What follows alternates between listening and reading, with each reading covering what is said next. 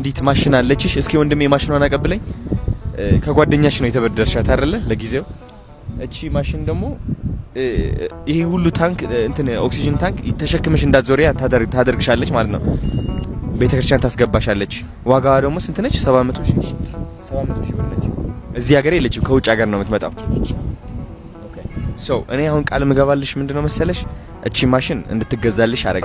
በሐሰተኛ ሰነድ መገልገል በህገወጥ የሰዎች ዝውውርና የተለያዩ አካላትን በማጭበርበር ወንጀል ተጠርጥራ ምርመራ ሲካሄድባት እንደነበር ይታወቃል። የሚል ድምጽ ነው። ከዛ ነው ፈጠጠ። በዛ ሰዓት ላይ ህይወቱ በዛ ሰዓት እንዳለፈ ነው። በኢትዮጵያ የሙዚቃ ኢንዱስትሪ ውስጥ ለየት ባለ ግጥም ለየት ባለ ዜማና እንዲሁም ቅንብር መጥቷል ከሚባሉ ሰዎች በዋናነት የሚጠቀሰውን ጃሉድን በዚህ መልኩ መመልከት እጅግ በጣም ያሳዝናል። ሰላም ውድ ቤተሰቦች እንዴት ናችሁልኝ? እንዴት ቆያችሁልኝ? እንደተለመደው ለእናንተ አሪፍ መላቸውን ቪዲዮ ለእናንተ ይዤላችሁ ከች ብያለሁ። እንደተለመደው ይህን አካውንት ይህን ቪዲዮ ላይክ በማለት ጀምሩ። ሰብስክራይብ ያላደረጋችሁ ሰብስክራይብ እያደረጋችሁ ቪዲዮአችንን ጀምሩ። ምክንያቱም አሪፍ ቆይታ ስለሚኖር አሪፍ ቪዲዮ ለእናንተ ይዤላችሁ ስለመመጣ ማለት ነው። ዛሬ ምን ቪዲዮ አለን እሱን አብረን የምንመለከተው ይሆናል። እስኪ ፋሚሊ ወደ ቪዲዮቻችን እንሂድ። ላይክ ያላደረጋችሁ ላይክ እያደረጋችሁ ቪዲዮቻችንን ጀምሩ። በኢትዮጵያ የሙዚቃ ኢንዱስትሪ ውስጥ ለየት ባለ ግጥም ለየት ባለ ዜማና እንዲሁም ቅንብር መጥቷል ከሚባሉ ሰዎች በዋናነት የሚጠቀሰውን ጃሉድን በዚህ መልኩ መመልከት እጅግ በጣም ያሳዝናል። እንደምትመለከቱት ጃሉድ በመጠጥ ኃይል ተነሳስቶ ከሰው ጋር መደባደብ እስከሚፈልግበት ድረስ በመጠጣቱ እንደምትመለከቱት ለድብድብ መጋበዙን ተከትሎ አነጋጋሪም ነበረ። እቱኮነ ጃሉድን በዚህ መልኩ መመልከት እጅግ ያሳዝናል። ያውላችሁም እንደምታውቁት በ2004 የለቀቀው አልበም ተወዳጅነትን ከማድረጉ የተነሳ ጃሉድ እጅግ ታዋቂና ተጽዕኖ ፈጣሪ እንደነበረም የሚታወስ ነው። በዚህ መልኩ መመልከት ግን እጅግ ያሳዝናል። መልካምነት በደግነት ታይ ባለከኪስህ በነፍሶች ጉዳይ ልብ ለልብ ተግባብተው መኖር እሱም ያስኬዳል አዋጣ እንዳብር በያለብክበት መንደር ለአንድ ስራ አንተም በራስህ መዋጮ ኩራ በያለብክበት መንደር ለአንድ ስራ አንተም በራስህ መዋጮ ኩራ ለውዘራፍዬ በጣም ያሳዝናል። እንግዲህ ፋሚሊ እንደተመለከት ነው። በጣም አንዳንዴ መጠጥ መቆጣጠር የለብንም በራሳችንን ቢያሰው እሱ ጋር ያለውን ነገር ምን ተፈጥሮ እንደሆነ አላውቅም፣ ግን እያንዳንዱ ነገር በልክ ማድረግ አለብን። ክብራችንን ያሳጠናል አንዳንዴ። አሁን እንደዚህ ተቀርጾ እንደዚህ ሲባዛ ምናምን ይደብራል። ክብራችንንም ጭምር ነው የምናጠው። ያለን ቦታ እየቀነሰ ይመጣል።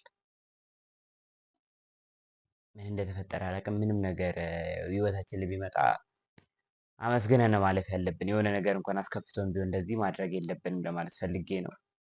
እሱ ጋር ያለውን ስለማናቅ ማለት ነው። በጣም ወረደብኝ። ለኔ ነው አሁን የገባ መረጃ ስለ በረከት ገበሬዋ ዛሬ አዲስ መረጃ ለዘሀበሻ ደርሷል። መረጃው ምንድነው? ላለፉት ወራቶች በፌዴራል ፖሊስ ቁጥጥር ስር የነበረችው በረከት ገበሬዋ ከእስር መለቀቋን ለዘሀበሻ የደረሰው መረጃ አመልክቷል። በሐሰተኛ ሰነድ መገልገል በህገወጥ የሰዎች ዝውውርና የተለያዩ አካላትን በማጭበርበር ወንጀል ተጠርጥራ ምርመራ ሲካሄድባት እንደነበር ይታወቃል። ፖሊስ በረከት ገበሬዋ ላይ የተለያዩ ማስረጃዎችን እያሰባሰበና በአንዳንድ መዝገቦች ላይ ዋስትና የሚያስከለክል ፋይል ከፍቶ የነበረ ሲሆን የፍርድ ቤት ጉዳዩ እልባት ሳያገኝ መፈታቷ ትልቅ ጥያቄ አስነስቷል። በረከት ገበሬዋ መጀመሪያ ላይ በቁጥጥር ስር እንድትውል ያደረጋት ጉዳይ በሐሰተኛ የመከላከያና የብሔራዊ ደህንነት መታወቂያና ሰነዶች በመገልገል የነበረ ሲሆን በቁጥጥር ስር መዋሏን የሰሙ የተለያዩ ዜጎች በግለሰቧ ተጭበርብረናል የሚል አቤቱታና ማስረጃ በመያዝ ለፌዴራል ፖሊስ ክስ ያቀርቡ ነበር። በዚህም መሰረት የተለያዩ ማጣራቶች ሲደረግባት የነበረው ግለሰቧም ድንገት መፈታቷ አቤቱታ አቅራቢዎችን ጨምሮ በርካቶችን ግርምት ላይ ጥሏል ተብሏል። ክሱ አላለቀም እየተባለ ነው ያለው። ሳያልቅ እንዴት ነው ልትፈታ የምችለው? እኔ እኮ እንዴት ነው ሊሆን የሚችለው ሳያልቅ? በሰው ማዘዋወር የሚልም ሰምቻለሁ። ምን ትላላችሁ እናንተ? በዛ እንዴት ትፈታለች? ቆይ የሆነ ነገር ካላለቀ ሰው ብር ስላለው ብቻ መፈታት የለበትም ማለት ህግ አለ። ህጎች ድሆች ላይ ብቻ መሆን የለበትም። በላይ ደበበ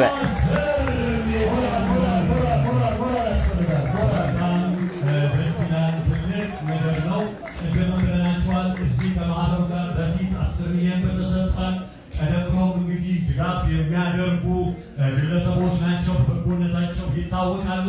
አሁንም ለሰርጉ ወጪ ሊሆን የሚችል ገንዘብ ለመቄዶንያ አበርክተናል ብለዋል። 10 ሚሊዮን በጣም ደስ ይላል። እንደዚህ ነው ሰርግ ማለት እንደዚህ ነው። በቃ አሁን የምናያቸው በጣም ለጊዜያዊ የሆኑ ሰርጎች አሉ። አስፈላጊ አይደሉም። በቃ በላን ጠጣን፣ በቃ ምንም የለም። እግዚአብሔር ይስጥልን፣ እግዚአብሔር እድሜና ጤና ይስጥልን። አባቶች አሉ ይመርቃሉ።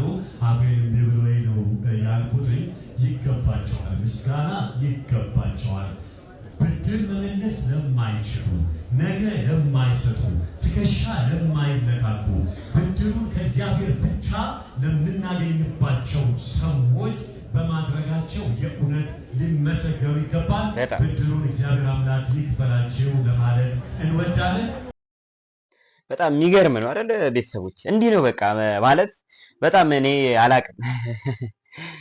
እኔ ሌግሪ ሰርጎችን ሳይ ያናደኛል ራሱ በጣም ኦቨር የወጣ ነገር ለሽምግልና የሆነ ሚሊዮን ብሮች እንሰማለን። የምናየው ነገር ደስ አይልም። በቃ አለ እንደዚህ በቃ ነገ ለማይመልሱልን ይገረም በሚገርም አገላለጽ ነው የገለጸልን። ነገ ለማይመልሱልን ሰዎች ነው ከፈጣሪ ነው የምናገኘው። እነዚህ ሰዎች በልተው ቢያድሩ ያን ድግስ ለጊዜ ያርገ ነው ከምናሳልፈው ያን ድግስ እኛ ጋር ለማሳለፍ ካለብን እንኳን በስሱ አሳልፈን ከእንደዚህ ከአባቶችን ረድተን ሲሆን በጣም ደስ ይላል። መቄዶንያ ታውቃላችሁ ምን ያህል ብር እንደሚያስፈልገው በቀን እና ደስ የሚል ሰርግ ነው። በጣም እንግዲህ የከተማችን ባለሀብቶች እንደዚህ ነው በቃ ባለሀብት ከማንም በላይ ማድረግ ይችላሉ እናውቃለን። ግን እንደዚህ ሲደረግ ደስ አይልም? ለሽምግልና 10 ሚሊዮን ብር እያየው ነበር ለጥሎሽ በጣም በቃ አስገራሚ ቪዲዮ እያየው ነበር። የሚገርም ሰርግ ነው። እግዚአብሔር እድሜና ጤናን ይስጥልን፣ እንደዚህ አይነት ሰዎችን ያቆይልን የሚል ድምጽ ነው። ከዛ አይኑ ፈጠጠ። በዛ ሰዓት ላይ ህይወቱ በዛ ሰዓት እንዳለፈ ነው። ጠዋት ላይ 1 ሰዓት ተኩል አካባቢ መጸዳጃ ቤት ይገባና ተመልሶ መጥቶ አልጋው ላይ ቁጭ ይላል። ትመጣና ማሚ ምን ሆንክ አለችው። አይ ማሚሻ እዚህና እዚህ ጋር ወጋኝ ቅባ ቅዱስ አድርግልኝ ይላታል። ከዛ ቅባ ቅዱስ ታደርግለታለች። በቃ አሁን ስልክ ይደወላል፣ የሥራ ስልክ መጣው ይላል። ልጅቷን ከዛ ቤት ያለችዋለች ሰናይት ልብስ አውጪልኝ ይላታል። ልብስ አውጪልኝ፣ የቀረጻ ልብሶች አውጪልኝ ይላታል። እሺ ትልና እሷ ልብስ ልታወጣጣ ስትል አሁንም እሱ አልቻለም። ተመልሶ እንደ መተኛት ይላል። መጨረሻ ላይ ሲያቅተው ልጅቷ ነፂ ምን ላድርግልህ ምን ይምጣል ምናምን ትለዋለች። እንግዲህ ወደ ይሄ እንግዲህ የሚሆነው 5 ሰዓት አካባቢ ላይ እያየችው በቃ እሷን መቆጣጠር አቃታት። እሱ በቃ ጣር ነገር ላይ ነው። ከዛ እያለ እሷ እኔ የነፂ በእውነት በህይወት የሚያሳዝነኝ ሰው እንደዛ እያላት ልጅቷን አልቻለችም። ለካ ነፂ ነፍሱ ልትወጣ አያት የሚል ድምጽ ነው። ከዛ አይኑ ፈጠጠ። በዛ ሰዓት ላይ ህይወቱ በዛ ሰዓት እንዳለፈ ነው።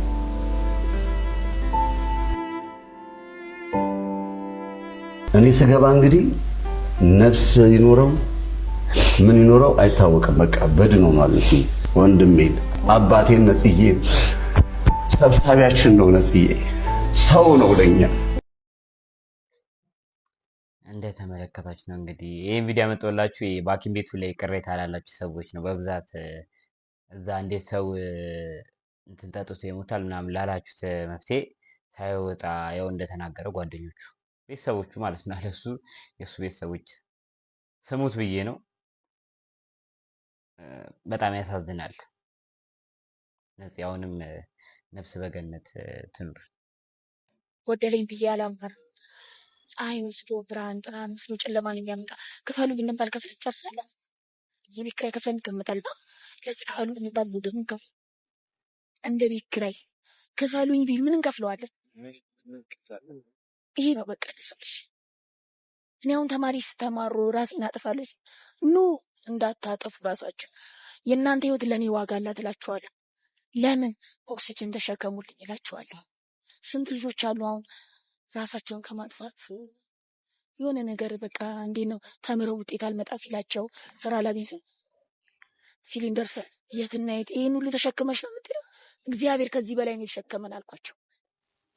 ለእኔ ሲሊንደር ነው አይደል ተሸክማችሁ የከበዳችሁ፣ እግዚአብሔር ደግሞ እኛን ሲይዘን ከዚህ በላይ ነው የተሸከመን። ባህሪያችን፣ ማማረራችንን፣ ማጣታችን ሁሉን ነገር እየቻለ እሱ የቻለውን ያህል እኛ ሩሙን አለች የቻለ እግዚአብሔር የቻለ ይስጠ። አሜን። ትልቅ መልእክት ነው ለኢትዮጵያውያን እውነት ለመናገር እና አሁን እኔ እዛ ቪዲዮ ላይ ስናገር አንድ ያልኩት ነገር ምንድነው መንፈሳዊ ነገሮች ላይ ምንም ድጋፍ እንደማያስፈልግሽ አውቃለሁ። እንደውም አንቺ ልጅ የምታስተምሪ የኢትዮጵያ ሕዝብ ካንቺ መማር አለበት የበለጠ። ግን በዓለማዊ ነገር ላይ የማግዘው ነገር ካለ እድሉን ብትሰጪኝ በጣም ደስ ይለኛል ለማገዝ ብነሳ። እናም ቃልም ገብቼልሻለሁ አይዞሽ። እና አሁን ይሄ በየቀኑ 2000 ብር እየከፈልሽ ነው ኦክሲጅን የምታስቀይሪው። ከዛ ደግሞ አንዲት ማሽን አለችሽ። እስኪ ወንድሜ ማሽኗን አቀብለኝ። ከጓደኛሽ ነው የተበደርሻት አይደለ ለጊዜው። እቺ ማሽን ደግሞ ይሄ ሁሉ ታንክ እንትን ኦክሲጅን ታንክ ተሸክመሽ እንዳትዞሪያ ታደርግሻለች ማለት ነው። ቤተክርስቲያን ታስገባሻለች። ዋጋዋ ደግሞ ስንት ነች? 700 ሺህ ብር ነች። እዚህ ሀገር የለችም፣ ከውጭ ሀገር ነው የምትመጣው። ኦኬ ሶ እኔ አሁን ቃል ምገባልሽ ምንድነው መሰለሽ እቺ ማሽን እንድትገዛልሽ አደርጋለሁ።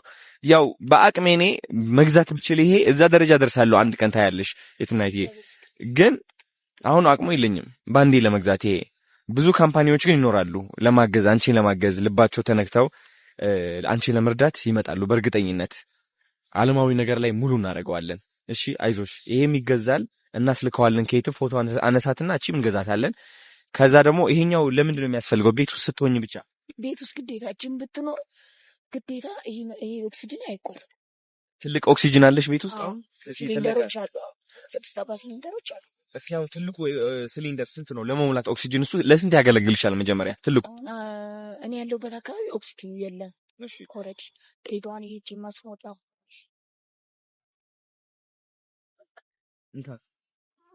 ድሬዳዋ ነው ማስሞላው ኦክሲጅን አብዛኛው። የት ነው የምትኖሪው አንቺ? ከሐረር ወደ ድሬዳዋ ስንት ሰዓት ነው መንገዱ?